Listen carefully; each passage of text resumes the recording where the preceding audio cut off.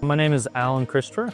I attended high school at Capitol High and I studied machining in Helena College. I chose to pursue a career in manufacturing just because I had an interest in it. I fell in love with machining, so I pursued that. And then the student development program allowed me to get my foot in the door here at Boeing.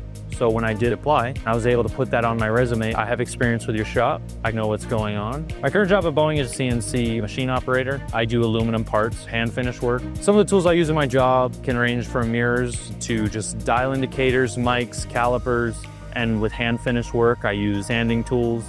I like the work. I like working with my hands and I like machining. Working at Boeing is really good. Everyone here is willing to work with you. If you have a question, they will help you out. My career goal here at Boeing is to learn as many different machines as I can, maybe do an engineering degree and be a programmer here. What excites me about my future, especially here at Boeing, is just how much opportunity they allow you. I could choose what I want to do and I could choose how I want to do it, all here at Boeing. The sky's the limit here.